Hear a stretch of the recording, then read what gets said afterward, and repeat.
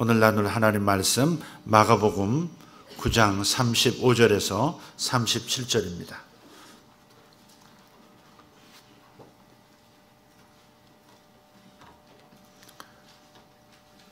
찾으셨으면 함께 읽도록 하겠습니다. 예수께서 앉으사 12 제자를 불러서 이르시되 누구든지 첫째가 되고자 하면 뭇사람의 끝이 되며 뭇사람을 섬기는 자가 되어야 하리라 하시고 어린아이 하나를 데려다가 그들 가운데 세우시고 안으시며 제자들에게 이르시되 누구든지 내 이름으로 이런 어린아이 하나를 영접하면 곧 나를 영접하며 누구든지 나를 영접하면 나를 영접함이 아니요 나를 보내신 이를 영접함이니라. 아멘. 아주 사랑이 많고 정직한 한 부부가 있었습니다. 그분들에게 3명의 자녀가 있었고 그 3명의 자녀는 큰아이는 딸입니다. 맏딸, 그리고 그 아래 형제 둘을 두었습니다. 그래서 이제 3명의 자녀니까 좀 넉넉할 것 같은데 이 두 분에게 늘 마음에 아쉬움이 있는 거예요. 그래서 몸으로 낳은 자식은 길러봤지만 마음으로 낳은 자식 하나 길러보고 싶다는 거예요. 그래서 입양을 늘 꿈꾸다가 드디어 용기를 냈고 어렵게 절차를 밟아서 아주 사랑스러운 남자아이 하나를 입양을 했습니다. 부부가 이제 너무 기뻐서 온 모든 사랑을 그 아이에게 쏟아붓습니다. 자기 몸으로 낳은 자식도 아닌데 입양한 자식인데 그런데 이렇게 마음을 쏟는 거예요. 그래서 이 입양한 그 아이에게 사랑을 쏟아부었는데 또 이제 다행히도 맏딸이 그 부모님의 마음을 알고 너무나 그 들어온 막내 동생을 예뻐하면서 부모를 도와서 잘 이렇게 양육을 하는 겁니다. 근데 문제는 이 아이와 함께 한 방을 쓰는 두 형제였습니다. 그러니까 남자로는 첫째지만 둘째죠. 둘째가 이 들어온 막내에 대해서 무관심한 거예요. 무관심으로 일관해요. 그리고 셋째는 귀찮아하고 심지어 미워하기까지 합니다. 그런데 이제 부모님들이 이제 같이 직장을 다니는데 이분들이 직장을 나가고 나면 이 아이는 형제들과 같이 있는 거예요. 종일 같이 지내는데 노는 것도 함께, 자는 것도 함께, 좀 자라서는 이제 학교 다니는 것도 함께, 숙제하는 것도 함께, 항상 형제들과 함께 있는 겁니다. 그런데 계속해서 둘째는 무관심, 셋째는 귀찮음과 미워함 계속 있는 거예요. 자, 질문 하나 드리죠. 우리 생각해 보죠. 과연 이 아이는 부모의 지극한 사랑만으로 행복했을까요? 우리 교회는 3개월 등록하신 지 3개월 미만이 되시는 새가족이 거의 항상 있다고 보셔야 합니다. 제가 오늘 새가족 얘기를 하기 위해서 이 말씀을 꺼내는 겁니다. 새가족은 담임 목사의 도움도 필요하고요. 담당 교역자 혹은 다른 직분자들의 사랑도 필요합니다. 그러나 누구와 가장 많이 접촉하고 누구에게 일상을 많이 노출하며 사는 사람들인가 하는 것을 생각해 보자는 겁니다. 양은 목자하고 가장 많이 시간을 보내지 않습니다. 양은 양들과 시간을 가장 많이 보냅니다. 그죠? 그래서 새가족은 성도들의 웰컴이 절대적으로 필요한 거예요. 성도들이 뜨겁게 환영해 주지 않으면, 그것을 지속해 주지 않으면, 그러면 그 부딪히는 성도들과의 만남을 통해서 좋은 교회 이미지보다는 좀 불편한 교회 이미지를 느끼면서 삶을 나누게 될 겁니다. 그래서 우리가 마음을 조금 바꾸고 조심성을 가지려고 노력을 해줘야 합니다. 어린아이 처음 낳아서 아빠의 손에 안길 때 어떻게 받을지를 모르겠더라고요. 아이를 넘겨주는데 꼭 부서질 것 같은 느낌. 이 아이를 어떻게 안아야 돼? 한 번도 안아보지 않은 그 갓난 아이를. 내 자식을 어떻게 손으로 받아야 되는지도 잘 모르겠더라고요. 떨리고 감동스럽기도 하고 두렵기도 하고 무슨 경외심이 생기는 것 같은, 정신이 아득해지면서 이 아이를 어떻게 안지? 간호사가 넘겨주는데도 그러더라 이 말이죠. 우리가 이렇게 조심스럽게 배려하는 마음을 가지고 이 새 가족을, 마음을 좀 편안하고 따뜻하게 할 수 있는 그런 태도로 그렇게 환영해 줄 때 그 새 가족은 교회에 잘 정착을 하게 될 것입니다. 사실 아빠에게서 엄마에게로 넘어간 어때요? 그래서 수정체가 형성이 되죠. 근데 그 수정체가 소위 말해서 자궁벽에 안착을 한다는 것도 사실은 신비로운 일이죠. 그래서 그게 앉아서 자꾸 유산하는 분들이 있어요. 수정은 되는데 수정체가 안착이 안 되는 거예요. 그래서 조심스럽게 3개월, 4개월을 산모는 보내는 거예요. 그처럼 우리가 아기를 낳았을 때나 낳기 전이나 잉태했을 때나 조심스럽게 정말 온 마음을 다 기울여서 안착할 수 있도록, 내 식구가 될 수 있도록, 얼굴을 정말 맞대고 볼 수 있는 가족이 되도록 애를 써야 하는 것이죠. 제가 이 얘기를 드리면서, 그렇다면 새 가족의 정착을 위해서 우리는 어떤 배려가 필요하겠는가? 오늘 설교 제목이 정착, 작은 배려에 달렸다. 그렇게 설교 제목을 잡았죠. 그럼 어떤 배려를 해줘야 될까 하는 거예요. 우선은 내가 준비되어야 된다고 믿습니다. 그가 준비되는 건 두 번째입니다. 우리 먼저 교회에 안착한 여러분들이, 저와 여러분들이 먼저 우리가 배려를 해야 돼요. 준비가 돼야 돼요. 첫째 배려는 뭐냐? 사람은 저마다 다르다는 것을 인정하고 있는 그대로 받아들이는 마음을, 있는 그대로 받아들이겠다는 마음을 가져야 합니다. 새 가족 중에 가끔 남달라 보이는 사람들을 만날 수도 있습니다. 보통의 교회 문화에 젖은 우리로서는 조금 낯설은, 사실은 옛날 자기 모습인데 개구리 올챙이적 잊어버리고 낯선 그 모습을 보면서 그러면서 당황스러워하는 경우도 있다는 겁니다. 때로는 여름에 옷을 너무 야하게 입고 오시는 새 가족도 있을 수 있어요. 입은 거야 벗은 거야 이렇게 생각이 들 만큼 당황스러워요. 아니면 집에서 그냥 자다가 금방 나온 듯이 너무 그냥 허름한 차림으로, 어쨌든 슬리퍼 그냥 끌고 그냥 이렇게 교회를 오기도 해요. 또 대화를 나눠보면 어떤 분들은 꼬치꼬치 따지듯이 질문하는 새 가족도 있어요. 당황스럽죠. 어느 영상을 보니까 강아지가 덤비니까 호랑이가 도망가더라고요. 그러니까 그렇게 꼬치꼬치 깡깡대면서 이렇게 강아지 분무서운 줄 모르고 막 하는 그런 스타일의 대화법을 가진 새 가족도 있어요. 대화의 패턴이 아주 특이한 분들도 있어요. 이분의 이 내면이 뭘로 구조되어 있지? 이런 생각이 들 만큼. 그래서 그럴 수도 있다는 겁니다. 이렇게 조금 평범하지 않은 새 가족이 오는 경우가 종종 있어요. 그럴 때도 우리는 그들의 다름을 인정해 줘야 한다는 거예요. 그리고 있는 모습 그대로 그 모습을 받아줘야 합니다. 어쩌면 그들에게 그럴 만한 사정이 있을 수도 있기 때문에 그렇습니다. 맥스 루케이도의 주와 같이 길 가는 것이라는 책에 이런 내용이 나오더라고요. 우리는 오늘 아침 비틀거리는 남자를 비난하지만 그가 어제 구타당한 모습은 보지 못했다.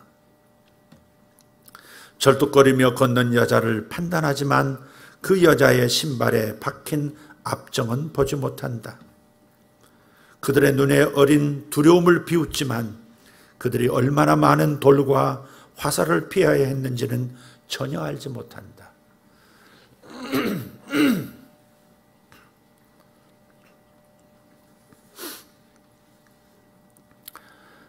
엘리베이터 소동이라는 이야기가 있어서 제가 그대로 한번 제가 가져와서 읽어 드리도록 하겠습니다. 좀 귀담아 교인이라면 귀담아 들어야 될 내용이 아닌가 싶어서 말씀드려요. 주인공은 성은 나씨, 이름은 허약씨입니다. 이 나 허약씨는 건강이 좋지 않아 늘 약을 달고 살았다. 어지럼증과 두통에 시달리던 그는 아직 40대인데도 이렇게 몸이 약한 자신이 원망스럽고 건강한 다른 사람들이 그저 부러웠다. 그러던 어느 날 나 허약씨는 늘 의기소침하고 활기 없는 그를 지켜보던 한 이웃의 전도로 교회를 다니게 되었다. 그는 비록 교회 활동을 열심히 하지는 못했지만 그래도 예배만큼은 빠지지 말아야겠다는 마음으로 매주 꼬박꼬박 예배에 참석했다. 그는 무엇보다 성도들의 활기찬 모습이 참 보기 좋았다. 누가 알아주는 것도 아닌데 늘 밝게 웃으며 열심히 봉사하는 성도들의 모습을 보면서 자신도 언젠가 건강해지면 저들과 함께 봉사하며 기뻐할 수 있을까라는 소망을 가지게 되었다. 매일 무료하게 지내며 우울증으로 힘들어했던 나 허약씨에게 교회는 활력이 되었다. 주중에도 예배가 있어 집 밖을 나올 명분이 생기니 활기가 생기는 것만 같았다. 그는 곧 마음을 열고 교회에 등록했다. 딱히 흠잡을 일도 없었고 집 앞에 있는 교회가 다니기도 수월했다. 그런데 등록하고 얼마 지나지 않아 그동안 자신을 고생시켰던 무릎 관절 통증이 갑자기 심해지면서 의사의 권유로 수술을 하게 되었다. 다행히도 수술은 그리 어렵고 힘들지는 않았다. 통증이 사라진 것만으로도 다행이었는데 병원에 입원하니 교회 사람들이 와서 위로도 해주고 참 감사한 시간을 보냈다. 퇴원 후 나 허약씨는 기쁜 마음으로 첫 주일 예배에 참석했다. 건강이 몰라보게 좋아진 것은 아니었지만 자신을 챙겨주는 교회에 가족이 생겨 정말 감사한 마음으로 예배를 드릴 수 있었다. 예배를 마치고 교회 복도로 나온 그는 복잡한 사람들 사이를 비집고 간신히 엘리베이터에 탈 수 있었다. 그래, 이제 다리가 다 나으면 나도 정말 열심히 신앙생활을 해봐야지. 긍정적으로 생각하고 다시 일어나는 거야.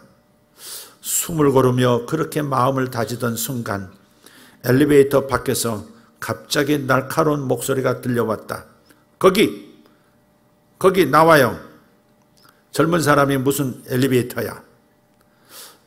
나 허약씨는 누구한테 하는 말인가 싶어 주위를 둘러보다가 엘리베이터 문을 잡고 당당히 서 있는 너 나와 권사와 눈이 딱 마주쳤다.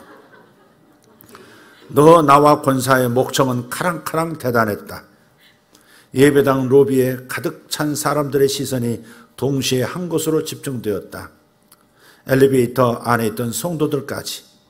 순간 모든 사람의 눈총을 받게 된 나 허약씨는 수치심을 느꼈다. 깁스도 목발도 하지 않았지만 나는 아직 환자인데, 비록 노약자를 위한 엘리베이터이지만 오늘만큼은 나도 수술한 약자인데 아무리 외치고 싶어도 목소리가 나오지 않았다. 너 나와 권사의 기세는 당당했다. 엘리베이터를 기다리는 줄이 길어지자 나 허약씨는 엘리베이터에서 내렸다. 그는 사람들의 시선 때문에 도저히 고개를 들 수가 없었다. 수술 받았다는 사실을 아는 사람이 주변에 있다면 정말 좋았겠지만 그를 아는 사람은 주위에 아무도 없었다. 그 후 그는 교회에 대해 완전히 마음 문을 닫았다.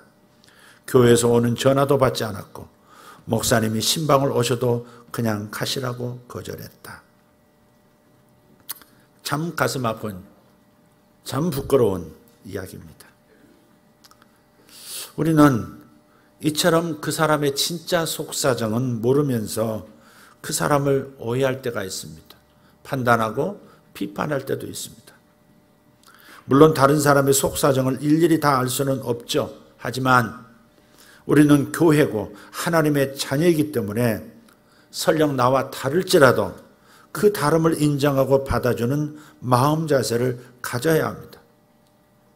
누가 봐도 정말 남다른 새 가족을 만났다 하더라도 그를 정죄하거나 비난하는 것은 정말 조심해야 합니다. 험담하거나 수군거려서도 안 됩니다. 다양성을 이해하고 받아주다 보면 언젠가 새 가족의 깊은 속마음을 알게 되는 날이 올 것이라는 사실을 확신해야 합니다. 그런 확신이 있는 사람은 기다려줍니다.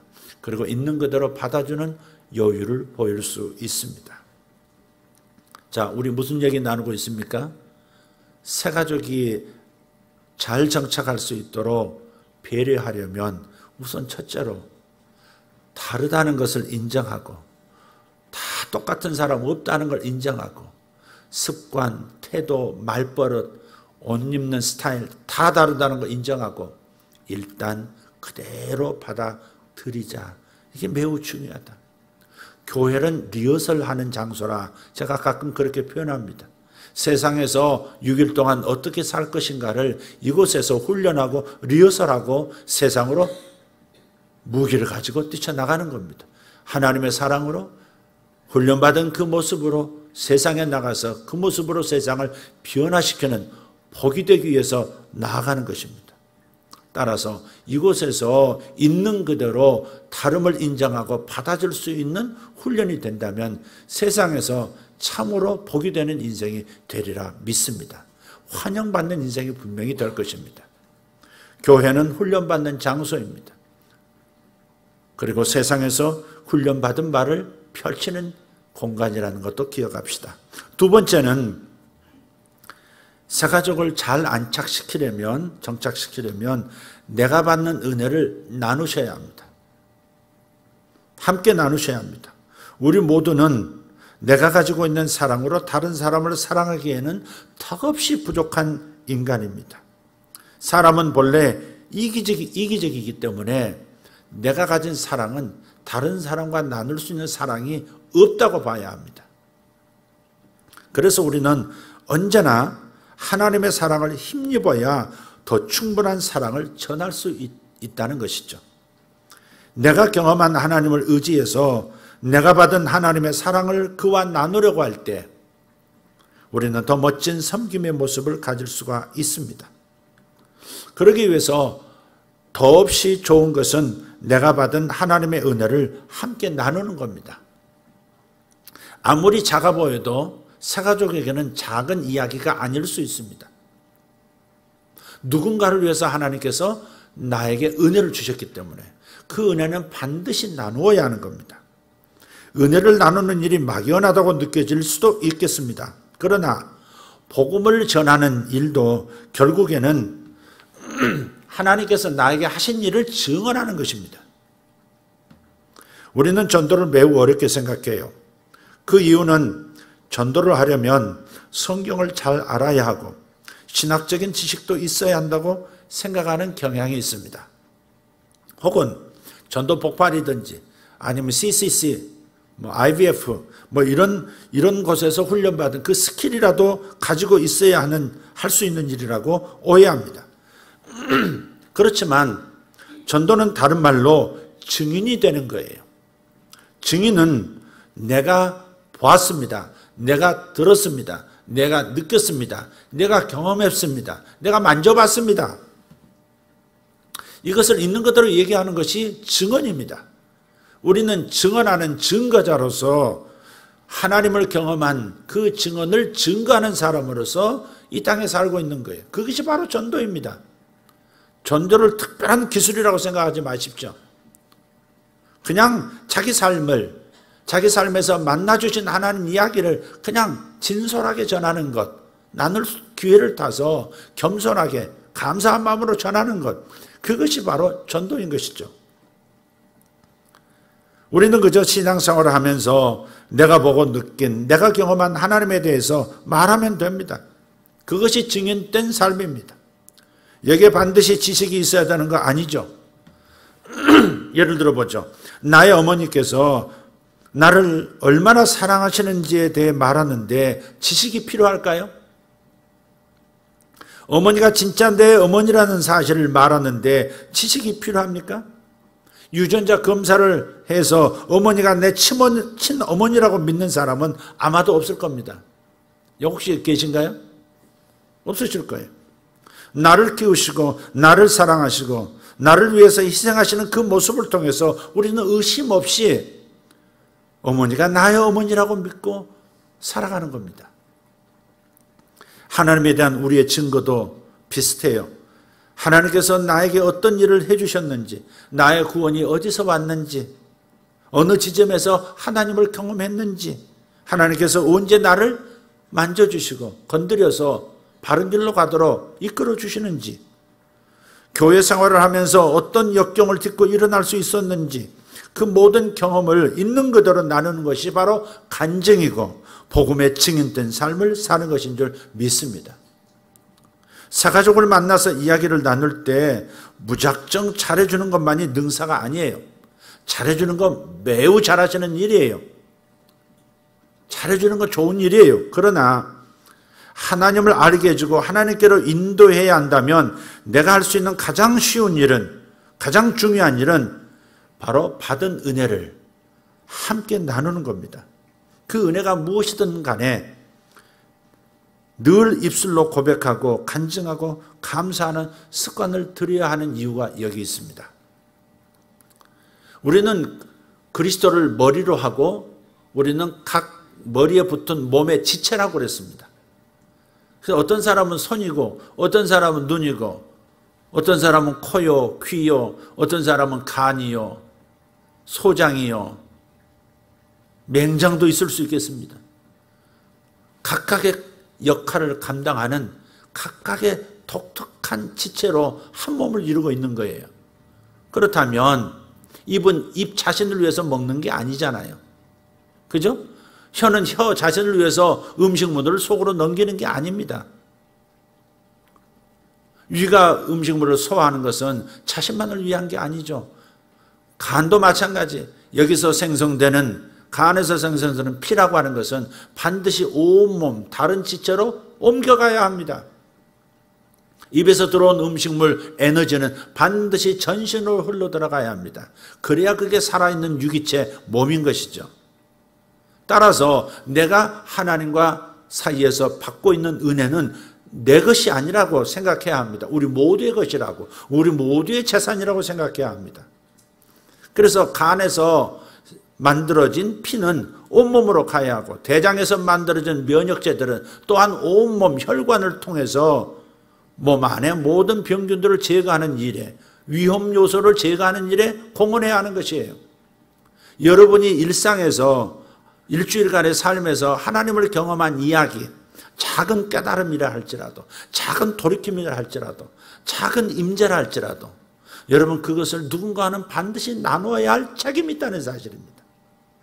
그래서 교회를 그냥 남 얼굴 보지 않고 숨은 듯이 왔다가 그냥 누가 자기에게 말을 걸까 봐 그냥 도망가는 사람처럼 그렇게 신앙생활을 해서는 안 됩니다.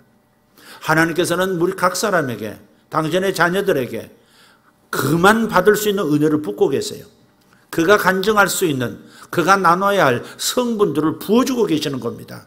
그래서 반드시 그것은 나눠야 하는 거예요. 교회라는 공간 안에서 특히 나눠야 하고, 여러분이 살아가는 일터에서도 하나님께서 기회를 주신다면 그것을 나눠야 합니다. 그게 증언하는 것이고 그게 전도하는 것입니다. 이것을 뭐 어렵다고 생각하는 것입니까? 잘못된 생각이죠, 그게. 그래서 그 간증을 통해서 새가족이나 다른 성도들은 하나님을 더 풍성하게 알게 될 거예요. 다만 한 가지 주의할 점이 있어요. 그것은 이런 은혜가 있어야만 한다고 고집을 내세워서는 안 된다는 겁니다. 나 이런 은혜 받고 있어, 당신도 받아야 해, 이런 태도는 옳지 않다는 겁니다. 자랑의 마음으로 은혜를 고백해서는 안 된다 하는 겁니다. 은혜는 반드시 감사하는 마음으로 나누어야 합니다. 은혜를 나누는 중에 나를 채우는 것이 아니라 그 안에서도 하나님이 가득해지시도록 우리는 그런 태도로, 그런 마음의 중심을 가지고 자기의 받은 바 은혜를 간증하는 거죠. 나는 고난밖에 없어요. 그렇지 않아요. 그 고난 속에서 버티고 있는 당신은 존귀한 분인 겁니다. 무사태평 아무런 문제가 없는 그런 삶에서 나오는 간증보다는 괴로움과 어려움과 난관 속에서 거기서 견뎌내고 거기서 앞으로 한 발짝이라도 전진하려고 몸부림하는 그 이야기가 훨씬 새가족들에게는 진솔해 보이고 큰 도전이 되는 겁니다. 그러니까 작은 이야기라고 자신의 이야기를 폄하하셔서는 안 됩니다. 이 땅에 불필요한 사람이 태어나도록 하나님은 절대 그렇게 하신 적이 없고, 특별히 하나님께서 뽑아 선택하여 당신의 자녀로 세우신 당신의 사람들의 삶의 이야기는 더더욱이 우연히 발생하는 것도 아니고 가치 없는 일이 아니라는 겁니다. 반드시 누구에게 나눠줘야 할 생명의 양식이라는 겁니다. 옛날에 만나가 이스라엘 백성에게 광야에서 내렸을 때 많이 거둔 자는 적게 거둔 자와 나누라 했습니다. 평균되게 나누라 했어요. 하나님께서 위로부터 내게 내려주신 은혜는, 넘치는 이 기쁨과 감사와 깨달음은 반드시 나에게만 머물러서는 안 된다는 거예요. 그래서 반드시 다른 사람에게 전달되어지고, 그래야 하나님의 교회는 진정한 하나님의 교회의 풍성함에 도달하게 된다. 이것이 성경의 가르침입니다. 자, 두 가지 얘기했습니다. 제가 이것을 다시 한번 되짚는 까닭이 있습니다. 듣고 잊어버리는 지혜 없는 자가 되지 말고, 듣고 반드시 새가족에 대한 관심과 어떻게 배려해야 할 것인가에 대한 항목들을 몸에 새기고 마음에 새기시라는 겁니다. 소닭 보듯이 그렇게 지나가면 안 됩니다. 지나치게 조심스러운 거, 그것도 좋은 거 아닙니다. 내가 다가가도 좋을까? 너무 지나쳐도 자기에게나 형제들에게 도움이 되지 않습니다. 자, 그래서 첫 번째는 사람은 다 다른 것이니까 다름을 인정하고 있는 그대로 받아들여라. 아멘. 두 번째는 뭐예요? 내게 주신 은혜, 내가 받은 은혜를 새가족과 함께 나누라. 새가족과 직접 나누지 않아도 새가족이 듣는 곳에서 다른 성도와 나누기만 해도 거기에서는 또 은혜가 임하는 겁니다. 성도가 받아갈 부스러기가 있는 거예요. 새가족이 취할 양식이 있는 겁니다. 그러나 또 한 가지 조심해야 될 것이 있다면, 너무 일방적이어서는 안 된다는 거, 이것도 조심해야 합니다. 나이가 들면 들수록 자기가 하고 싶은 말에 집중을 하게 되어 있습니다. 그래서 상대의 할 말이 많은 사람은 다른 사람의 말을 잘 듣지를 못합니다. 경청이 안 돼요. 사람이 귀 두 개, 입 하나, 왜 그렇게 주셨다고 말하죠? 말하는 것보다 듣는 것을 2배로 하는 자세로 살라는 겁니다. 그런데 다른 사람에게 할 말이 많고 내가 말을 해야 내가 마음이 시원한 사람은 내면이 불안정한 사람입니다. 정말 내면이 불안정한 거예요. 그렇다고 조개처럼 입을 꽉 다물고 있는 사람이 건강하고 안정적이냐? 그건 또 아닙니다. 굉장히 중심을 잘 잡고 있는 것 같지만 그것도 불안정한 겁니다. 뭔가 두려움이 있는 거예요. 적절성을 띠라는 겁니다. 예. 말을 항상 하려고 하는 사람은 저 사람이 하는 말 다음에 자기가 할 말을 계속 생각하기 때문에 다른 사람의 말이 들어오질 않습니다. 내가 이제 가만히 보면 목장에서도 제발 마이크 혼자 잡지 말라고 하는데도 그렇게 안 되는 겁니다. 나이가 들어갈수록 더 안 되는 것 같아요. 허한 겁니다, 이게. 근데 말을 많이 한다고 채워지는 게 아니거든요. 오히려 다른 사람의 말을 경청하고 그 마음을 살펴주고 이해해주는 마음을 갖고, 그리고 그 마음에 진득하게 묻어나오는 소리 없는 그 고통의 소리, 이런 것들을 들어주면서 기도하는 마음으로 그를 축복할 때 내 영혼이 더 자라고 채워지는 거고 안정되게 되는 겁니다. 그래서 오늘은 꼭 이렇게 하셔야 합니다. 가셔서 목자 아니래도 목자가 잊어버리면 질문하셔야 됩니다. 내가 말을 많이 하나요? 이렇게 서로 물어야 합니다. 근데 거기서 정직해야 합니다. 직면할 수 있도록. 또 기분 나쁘게 그럼 말이 많지? 이렇게 하지 말고 그냥 말없이 그냥 이렇게 미소만 지어주십시오. 그러면 깨달음이 올 겁니다. 저 사람이 1분 말하면 나는 5분 말해버리고 또 저 사람이 1분 말하면 내가 또 5분 말하고 이건 아닙니다. 그건 새 가족에게 골고루 하나님의 각 사람에게 임한 어려움 속에서 아니면 풍성함 속에서 새 가족에게 줄 양식을 모두가 다 나눠야 되거든요. 간만 일해서 되겠습니까? 위장도 일해야 되고 췌장도 일해야 되고 대장도 일해야 되고 서로가 유익이 되도록 온몸의 평균됨이 에너지가 골고루 균형되게 돌도록 만들어야 합니다. 사람이 병에 걸리는 것을 팔체질 학파들은 그렇게 얘기합니다. 아니 팔체질 아니래도 한의사들은 그렇게 얘기하더라고요. 예를 들어서 이런 겁니다. 폐, 실, 간, 허 그러면 폐가 유달리 강한 사람, 크기도 하고 강한 사람이 있어요. 제가 폐가 강합니다. 실제로. 그래서 말하는 걸 말할 때 지치질 않아요. 지금 목이 좀 쉬어서 그렇지 몇 시간이고 말해도 지치질 않습니다. 근데 어떤 사람들은 특히 그 목양 체질이라고 하는 꼭 간이 큰데 폐가 약한 체질이 있어요. 그냥 말 많이 하면 그냥 졸도합니다. 그래서 옛날에 스들이 연불하다가 막 쓰러지고 돌아가시고 많이 그랬습니다. 그 목양 체질인들이 폐가 약해서 말을 많이 하고 그래야 되는데 말을 많이 하다가 그냥 제풀에 그냥 기가 떨려가지고 이제 넘어가시는 겁니다. 좀 곁으로 이상한 데로 갔습니다. 어쨌든 우리가 골고루 은혜가 서로 나누도록 말을 떠듬떠듬 못 하시는 분이더라도 말할 기회를 주고 그는 그 안에 이상하게 흘러나오는 은혜가 있습니다. 모두가 그러니까 은혜도 주려고 하지만 5명이 모이면 내가 은혜를 하나 주고 나는 넷을 받을 수 있는 겁니다. 넷을 받으려는 욕망이 있어야지 내 말을, 내 의도를, 내 의견을 관철시키겠다고 계속해서 자신이 주도권을 잡으면 그는 행복한 목장이 아닌 거예요. 행복한 교회가 아닙니다. 그래서 이런 부분만 좀 조심하시고 은혜를 잘 나누시면 좋겠습니다. 자, 마지막 한 가지입니다. 척하지 않기. 새가족 앞에서 척하지 않기. 무슨 척일까? 고난을 숨겨서 행복한 척해서는 안 됩니다. 그렇게 할 필요 없습니다. 신앙이라고 하는 것은 우리에게 참된 기쁨을 주는 정말 좋은 하나님의 은혜의 방편이죠. 하지만 우리가 매일 기쁘기만 할까요? 그렇지 않습니다. 솔직히 말하면 아무도 그렇지 않습니다. 살면서 정말 참을 수 없을 만큼 힘든 날도 있고 아무리 웃고 싶어도 웃을 수 없는 날도 많습니다. 그런데 바로 그럴 때 내 마음은 너무도 힘든데 힘들지 않은 척하면서 가면을 쓰지는 말자는 겁니다. 물론 다른 사람에게 일부러 내가 얼마나 어려운지 날마다 떠들어대라는 얘기가 아닙니다. 또 어떤 사람은 너무 자기 가슴 아픈 얘기만 반복하는 경우도 있습니다. 이것도 굉장히 심각한 겁니다. 그러나 굳이 아픈데 고난 속에서 어려움이 있고 아프고 좀 웃음이 전혀 나올 수 없는 상황인데 굳이 그것을 행복한 척하는 위선은 떨 필요는 없다는 겁니다.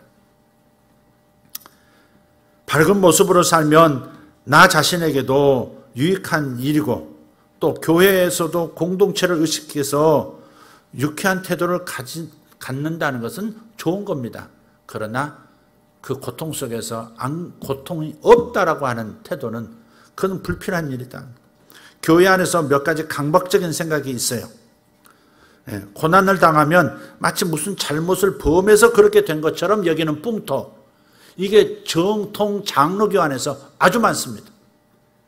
고난은요, 하나님 앞에서 욥처럼 신실하게 살아도 찾아올 때가 있어요.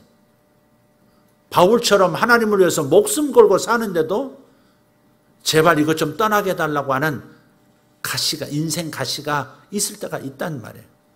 그런데 이상하게 우리 장로교회에서는 고난을 당하면 정말 저 사람은 무슨 하나님 앞에서 잘못을 범했기 때문에 저런 것이다. 이렇게 딱 선입견을 가지고 편견을 가지고 대할 때가 있다는 겁니다. 특히 중직자나 교회를 오래 다닌 사람이 고난을 당할 때 힘들어하면 마치 믿음이 없거나 부족하거나 신앙이 없는 사람처럼 생각하는 것도 강박적인 생각입니다. 이것은 정말 잘못된 풍토입니다. 아픈데 아프다고 말하지 못하고 힘든데 힘들다고 말하지 못한다면 그게 무슨 공동체라고 할 수 있겠습니까?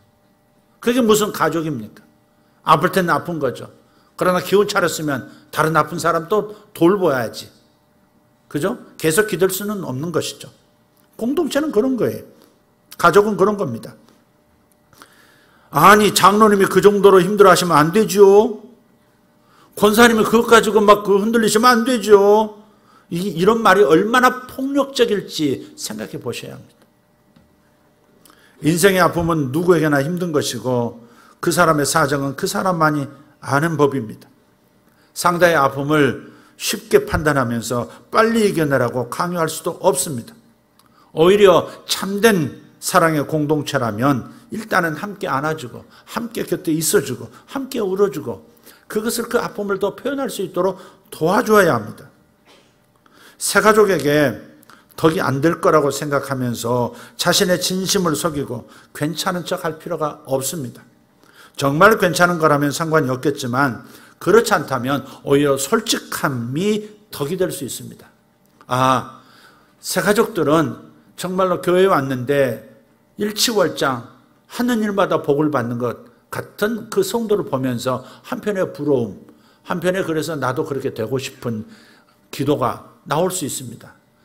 그러나 그런 분들, 복을 거침없이 받고 누리고 사는 분들에게 받는 감동보다는 자신처럼 혹은 자신보다 더 어려운 상황에서도 버텨 견뎌내면서 하나님 앞에서 다른 때를 주시기를 기도하면서 그 신앙을 꺾지 않고 계속 꾸준하게 나아오는 몸부림하면서 견뎌내려고 하는 그 솔직한 모습, 그 몸부림이 훨씬 더 감동을 준다는 사실입니다.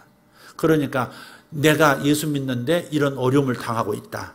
그러니 다른 사람에게 전도가 안 된다, 증거가 안 된다, 간증할 수도 없다, 신앙 고백이 안 된다. 그것은 자기만의 생각입니다.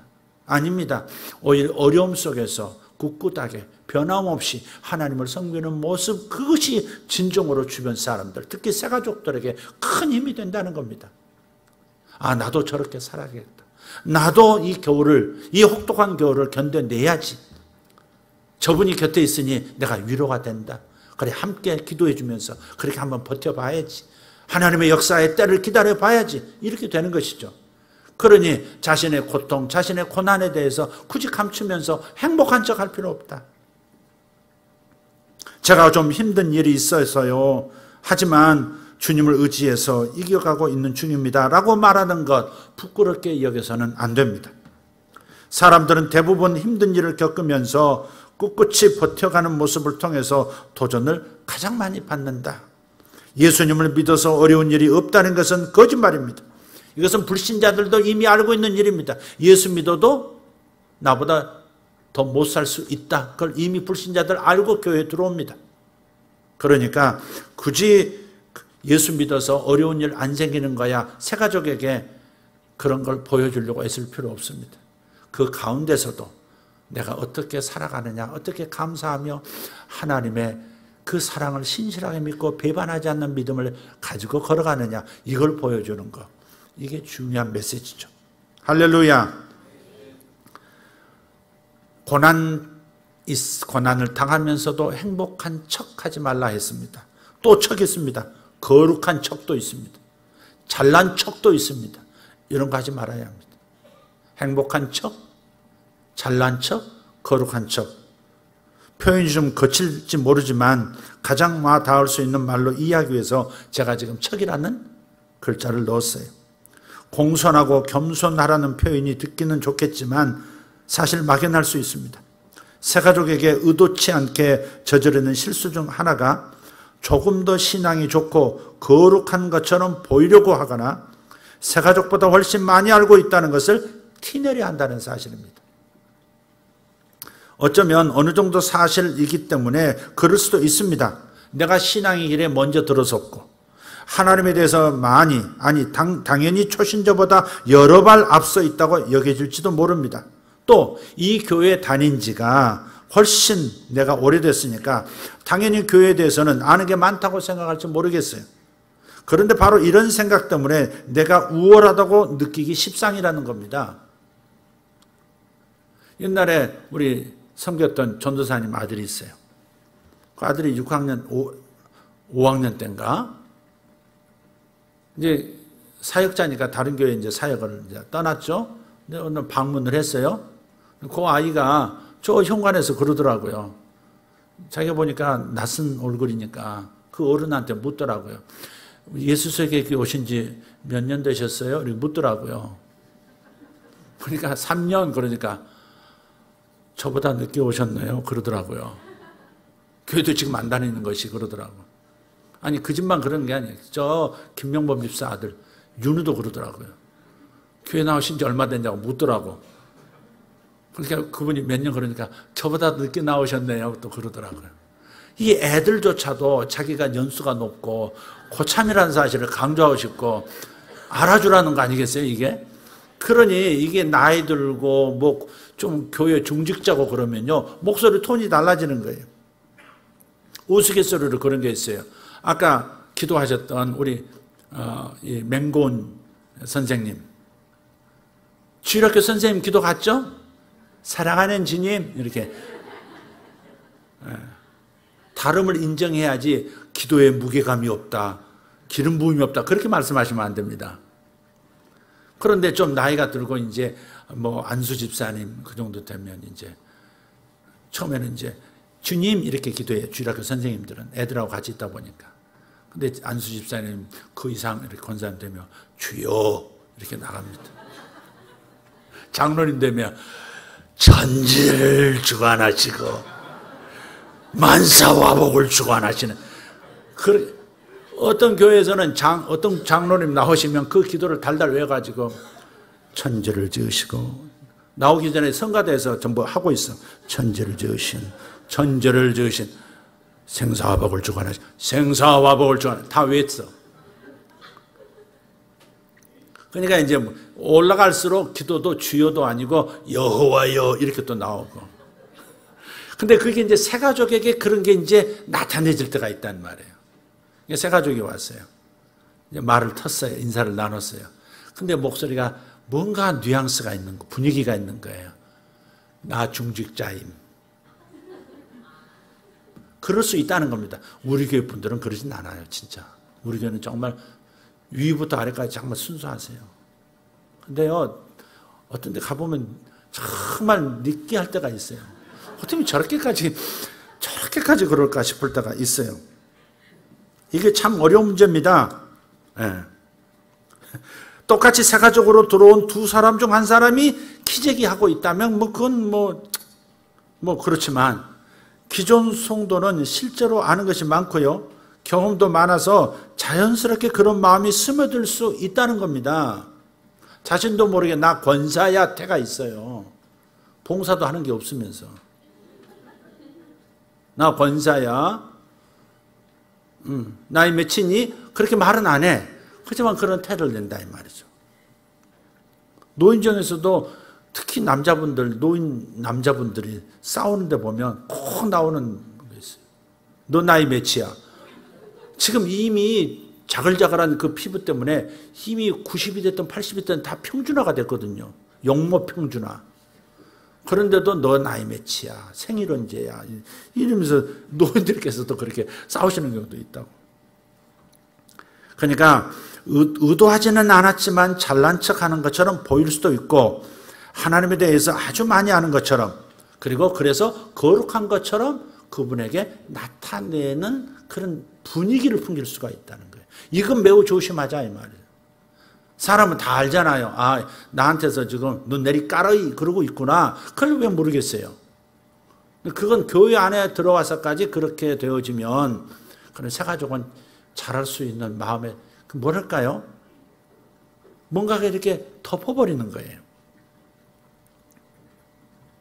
키가 작은 사람이 키 큰 사람을 대하면서 키 큰 척할 위험은 별로 없죠. 그러나 키가 큰 사람이 키 작은 사람을 대할 때 자칫 으스대는 것처럼 보일 수도 있어요. 가뜩이나 내려다보는데 더 꺾어가지고 이렇게 내려다보는 그런 거 있잖아요. 그래서 더 겸손해야 하고 스스로 위험성을 인식해야 합니다. 너희들 중에 무릇 큰 자가 되고자 하거든 저 아래 가장 작은 자의 자리에서 섬기는 자가 되어야 한다. 그게 진짜 큰 자다. 이런 사람이 더 안정적인 사람이다. 그렇게 말씀하시는 거예요. 나는 새벽기도도 하는데 수요예배는 기본이지 금요도 기본이지요. 뭐 이렇게 그런 마음으로 대화를 나누다 보면 상대방은 어떻게 느끼느냐. 넌 나를 따라오려면 아직 멀었어. 이렇게 느낀다는 거예요. 때로는 자신은 교회에서 중직을 맡고 있는 사람이니 함부로 대하면 안 된다는 식으로 말하고 행동하는 성도들도 있습니다. 아까 너 나와 권사처럼 그럴 수 있습니다.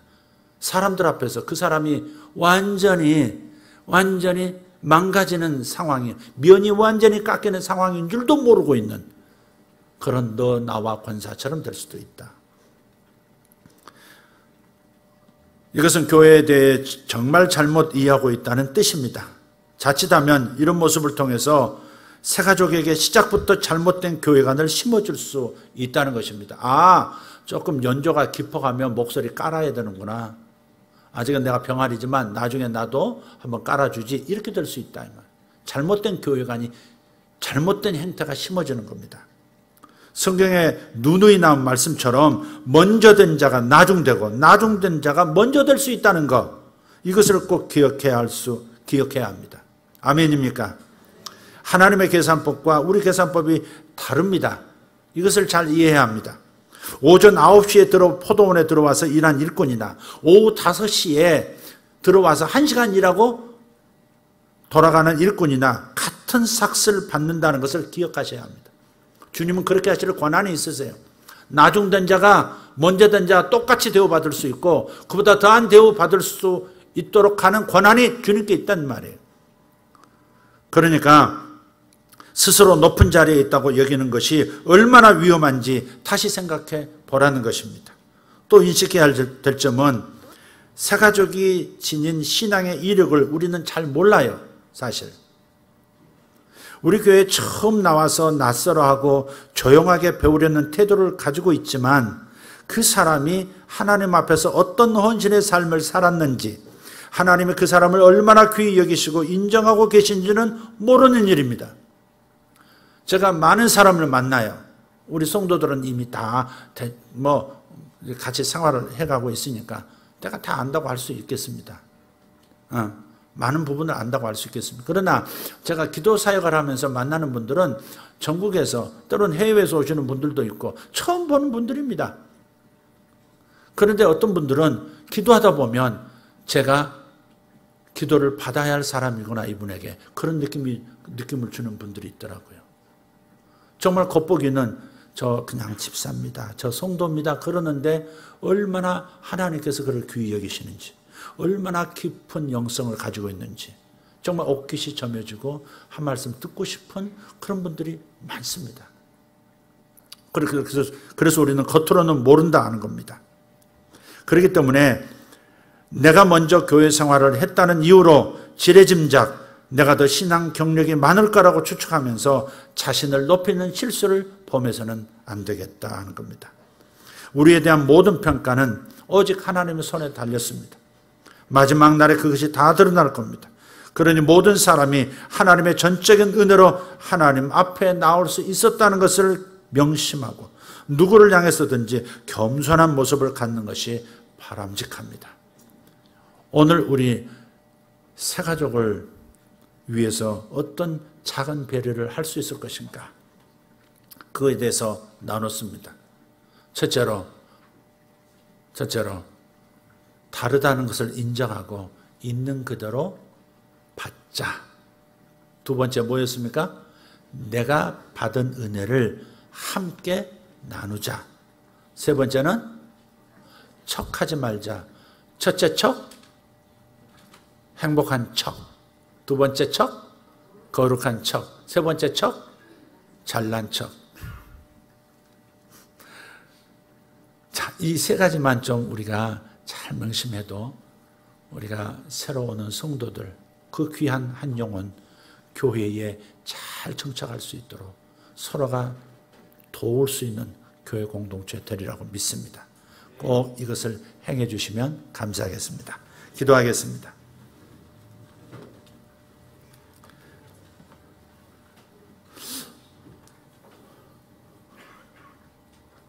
오늘 이 시간 이렇게 기도했으면 좋겠습니다. 하나님, 제게 주신 은혜를 깨닫게 해주십시오.